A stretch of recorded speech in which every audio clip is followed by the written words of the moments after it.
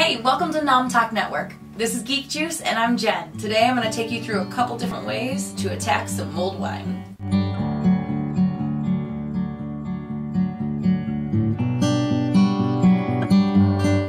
So today I'm going to take you through the slowest but potentially the most delicious way. The way I always do it, and I would be lying if I told you anything different, and then the way that I'm going to do it today, and you're all probably going to do it that way because it's 2020 and let's be honest, easy is key right now. So let's get hard first and then just fast forward to the end of this where we're just going to get to drinking. So the first thing you're going to need to do is make sure you have a mug, because unlike the other beverages we've been going through, this one's going to be hot, so get something with a handle. So your hard way is always going to be stovetop. With a cast iron is my... Be careful with red wine and your ceramics. So to make it in your pot, or make it the most classic way possible, what you're going to do is use some full spices. You're not going to use anything ground. You want the little buddies in there. So what that does is when you add your red wine, if you have ground spices in here, it's going to change the texture of what you're drinking. And that's not exactly what we all want. Nobody wants necessarily like the grainy mulled wine. Take your whole spices, throw them straight in your pot. You're going to add your red wine. I go Malbec almost every time, but it's basically because I know nothing about red wine and I enjoy a Malbec. So do you, boo! The next ingredient you're probably going to want to add in is brandy.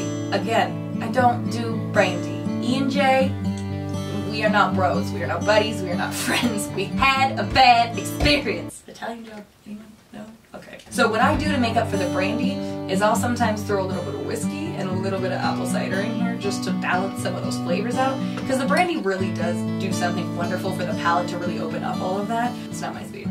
Neither is doing the stovetop option. So we're just gonna move on. Good luck on that version. The way I always do it, whether I'm hosting, whether I'm alone, if I'm watching a movie with my husband, if I'm sitting down with 30 friends years ago, I'm always going to go for the This Is Us crock pot. This is something that I will tell you, do not leave unsupervised. There are probably very many on the market now that can be left. Don't leave this one. So what you're going to do is you're going to throw your red wine in here. You're going to throw your full spices in here. Then you're going to throw whatever accoutrement you want. If you want to trade out your brandy, do it. Add some triple sec instead. Whatever layer flavor you want, make it happen. Let's go through if you don't have full spices. So what you're going to want to do with your ground spices in that case is get your guys a little tea strainer, a little tea bag, some cheesecloth. Make sure you have all of those ground spices really contained, because they'll still get infused into the wine, but then you're not changing your textures, which is really what we're going for here. But again, it's a lot of steps and a lot of work. It's been a very, very long year. So what we're going to do today is what I call good enough. It's delicious, it's ready to go, and what is one of my favorite tricks up my sleeve, all you have to do, you do everything I told you to do before to your prefab. Check that red wine in there. Make it happen. But this red wine comes with a little bit of a starter kit. So now that I have my spiced mulled wine in there, I'm just going to go in and add, I think I'm going to do about 3 per bottle. Take your cinnamon sticks, throw those in, and then this is what really makes it feel homemade, even if you're pouring straight from a bottle. Throw some orange peel in here. The other nice thing about this is you can keep the rest of the orange and make the rest of your friends old-fashioned. And then I'm going to click in some triple sec. And it's not a set and forget, because it's a little bit of a squirrely crock pot, but it is something that I can just leave in my kitchen and just let it simmer for 3 hours, come back to it, get a ladle, and go to town. So that's what I'm going to do now. Alright, have a good time. Well, hello!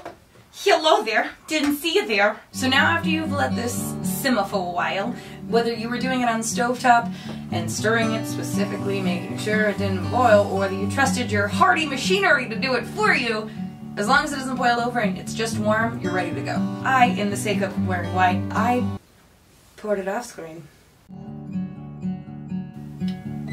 I think I would have added more cinnamon sticks, but other than that, I will tell you, I love a good homemade mulled cider, but sometimes good enough is better than homemade. So this one is specifically Wintertraum? Wintertraum. Wintertraum.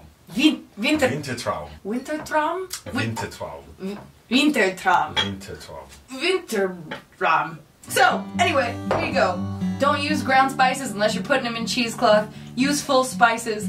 Use a bottle. Use a stovetop. You do you, Bo. But, you know, it's 2020. And drink up. Cheers. Again, this is Nom Talk Network with Geek Juice. I'm Jen, And let me know if you want to see anything specific. Like, comment, and subscribe below, and I hope to hear from you soon.